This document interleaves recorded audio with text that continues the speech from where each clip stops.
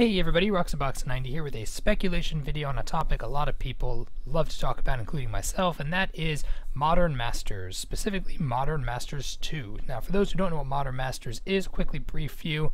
Modern Masters came out in June 2013. It was a set that was a limited print release, much like Conspiracy this past June. And the idea of it was Modern was expanding, and Wizards wanted to test the waters and see if they do a mass reprint of staples in Modern, what would happen. Except that it wasn't a real mass reprint because they controlled the numbers very carefully. It was a very limited product. Now Modern Masters is incredibly expensive. The original boxes range from $400 to $500, and given that you get 24 packs, there's a bunch of things about it that make it a really limited release and really limited print run.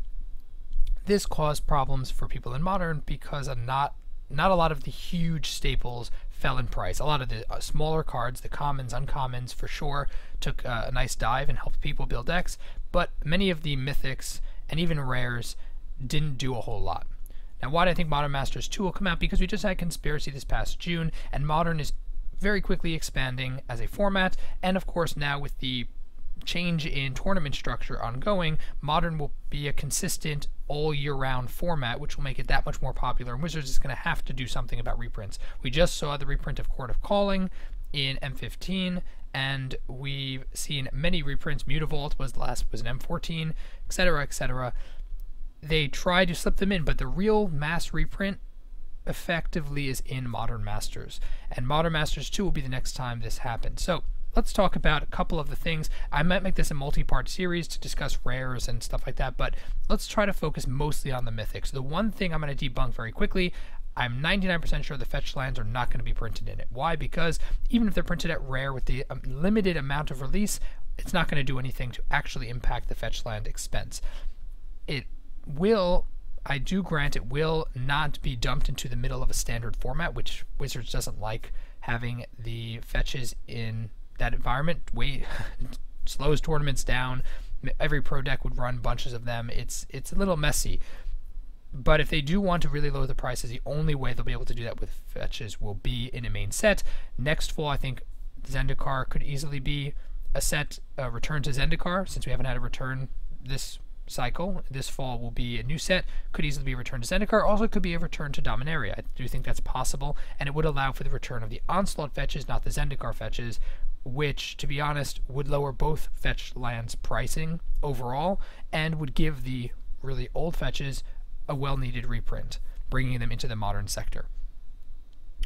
That being said, I don't think the fetches are going to be in it because, as I said, there's going to be a very limited print run, and it's not going to do much of an impact on the format. So they're not going to be bringing in non-modern cards in Modern Masters 2, and that makes me very unlikely. Now, what are the two options I think could be?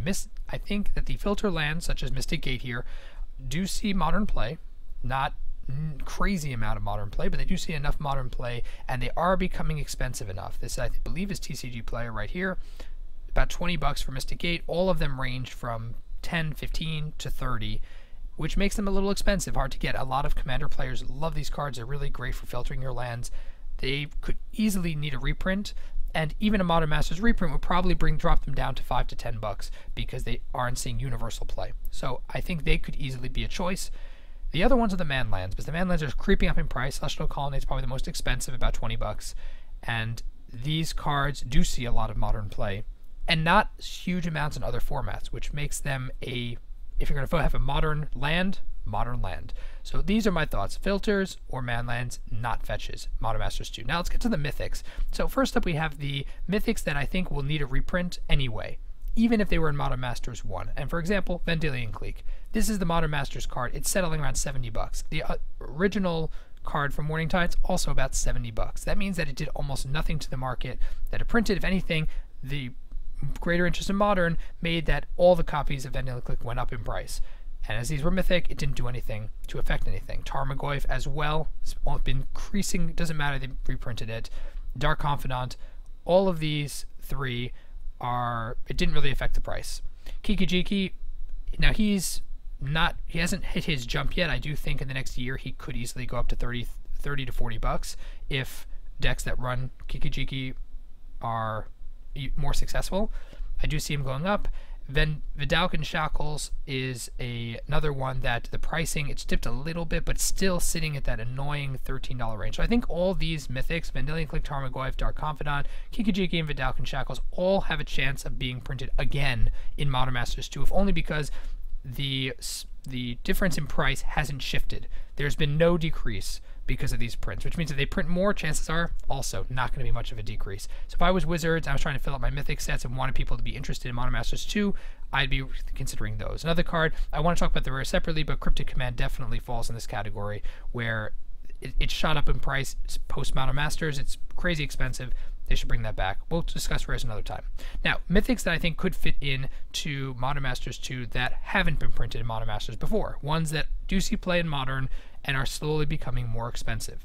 So let's go through them. Thrun, the Last Troll. Now, he's not insanely expensive, but in Limited, he's a great bomb, which makes Modern Masters a limited product would be really nice. And he does see enough play. Now, I'm surprised how undervalued he is, given how great a card he is, but I could see them printing him. Another one I didn't pull up here actually is Vengevine, also has a good shot for the same role. They're both his 4-cost, really strong aggressive creature, and both of them I think could fit the Mythic category and help out a bit in Modern. Batterskull is fairly fringe. It sees a lot of Legacy play and Commander play as well, but it's been creeping up slowly. It's about $18 now. This is likely plays probably around 20, and it's been creeping up. This card giving us living weapon, and we're not going back to Scars or Mirrodin in general for a little while. This card I could see them considering. It's also a great card. Mox Opal is one of the more expensive cards, and really it's only a Modern card. It doesn't see huge amounts of play everywhere else. That's why I think as a card this cost is going to creep up. Affinity loves this card. It's going to creep up, and I think that just bringing it to Modern Masters would definitely help with the price because it's not such a grasping card, but it is needed for Affinity. Linvala, she's up to $40-50 now. Serious card. She's been rising on the fly. She's really powerful. Even though she's not a 4-of, she's still a big Modern card. Really strong. She could fit a Mythic slot for sure. Swords-wise, I think they would bring 2 swords. Feast and Famine was just printed in an event deck. I doubt they would do that again. They just had that as a promo as well. Sword of Body and Mind is a really powerful limited card. I could definitely see it in a Modern Masters product, even if it's not going to end up being in Modern such a big card. And War and Peace as well. Great limited. Swords are sought after, and in Modern they could potentially see some play, even if it's just as a side thing. So I think if they're going to pick 2 swords, they wouldn't do Light and Shadow and Fire and Ice again. They would probably do these 2 and leave Feast and Famine as a Judge promo, which they just did. Another one that definitely needs a reprint in some form or another, even if it's not going to destroy everything, is Imrakul. Big Modern staple, huge Legacy card. It sees tons of play. People love it. It's iconic, and unless they're putting this in the From the Vault Annihilation, which we're pretty much guaranteed the list, so we know it's not going to be in there, which I speculated on as well. I think that he could be of the 3 Eldrazi, he would be the one to show up in Modern Masters, as we had Progenitus last time, fitting into the show and tell variant kind of decks through the Breach, that kind of style. This card would fill the same kind of role and could be really awesome.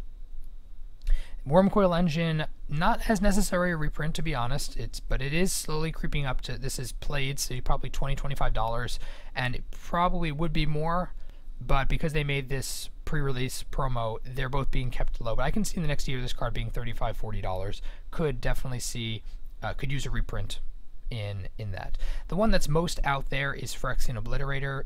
It's a card that is so powerful, and if it was printed in a non-dismember environment, it would wreak havoc even as mono green. But Obliterator Rock is a deck, and Obliterator is a Modern staple. Here it's about $30, but even $30 for this card, it's a monster house, and it would be very interesting to see a reprint of it. And that's the list of the regular Mythics that I think have a good shot of being in Modern Masters 2.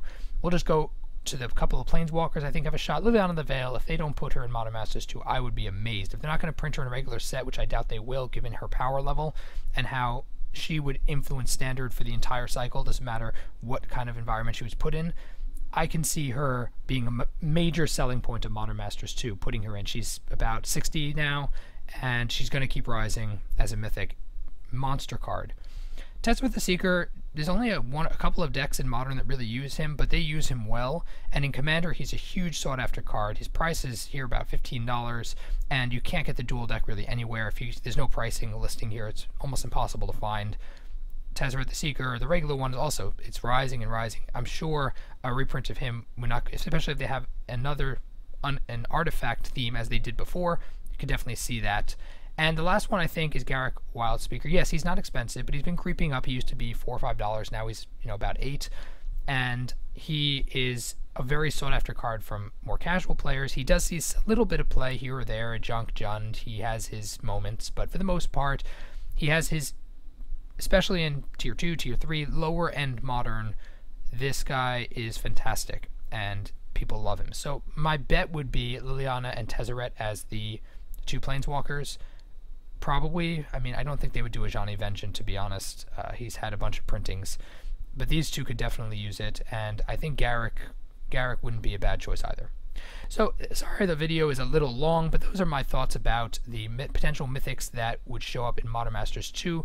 I'll try to make a video on other cards, maybe even rares, uncommons, commons, etc. But let me just hear your thoughts. Do you think any of these mythics are reasonable? Which ones do you think more likely than others?